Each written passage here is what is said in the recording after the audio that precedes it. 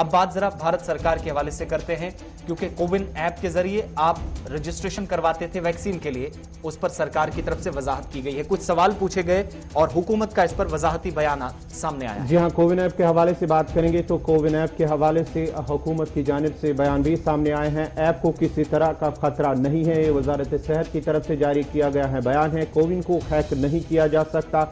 वो हर 8वें शहर को वैक्सीन की एक खुराक मिली है, यह हुकूमत की तरफ से कहा गया है। जहां पर इस हवाले से हम कोविन ऐप की बात करेंगे तो खदशा जाहिर किया गया था लोगों की जानिब से, उसके बाद ही अब हुकूमत की तरफ से इस पर एक वजाहती बयान सामने आया है, जहां उन्होंने कहा कि कोविन ऐप को अब इस हवाले से कोई खतरा नहीं है और साथ ही साथ इसको हैक भी नहीं किया जा सकता है। क्योंकि इस पर सवाल कुछ मीडिया रिपोर्ट्स में भी उठे थे कि बहुत सारे शहरों का हो सकता है कहीं डेटा को कोई खतरा तो नहीं, रजिस्ट्रेशन भी करवाते थे और सरकारी डेटा भी इसी के अंदर था।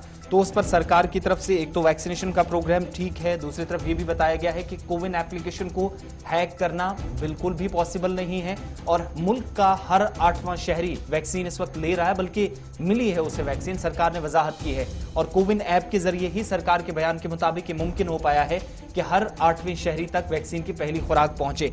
इसमें थोड़ा उतार चढ़ाव भी देखा गया है, बहुत सारे हिस्सों के अंदर वैक्सीन की कमी भी देखी गई है, इसलिए सरकार पर भी यहां सवाल उठ रहे हैं। लेकिन कुछ मीडिया रिपोर्ट्स में बताया गया था कि कोविड प्लेटफॉर्म जो है वो डिजिटल डिवाइड कर रहा है, या फिर केसेस में एक तरफ इजाफा हो रहा है तो दूसरी तरफ अगर आप वैक्सीन के लिए जा रहे हैं तो वहां पर शायद आपको जानकारी देने के बाद ये पता नहीं रहता कि आपका डेटा किसके पास है, सरकार के पास है, कोई और उठा रहा है। ये तमाम चीजें जब मीडिया रिपोर्ट सामने आई तो इसकी तरदीद मरकजी वजारत की तरफ से की गई और कुछ लोगों ने सिस्टम को हैक करने के हवाले से रिपोर्ट्स की।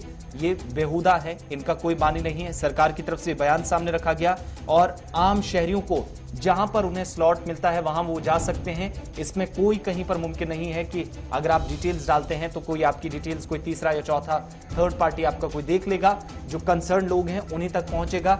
हेल्थ मिनिस्ट्री की ऑफिशियल वेबसाइट है और इसलिए फिलहाल ना हैक करने का कोई खतरा है और ना किसी किस्म की घबराने की शहरियों को वैक्सीनेशन वाले सेंटर्स पर जो आप लोग जाएंगे तो कोई खतरा नहीं है। और साफ कर दिया गया है कि अगर इस तरह की कहीं पर रिपोर्ट्स हैं तो वो इनकरेक्ट है और झूठ पर मबनी है। मरकजी वजारत का बयान सामने आया है।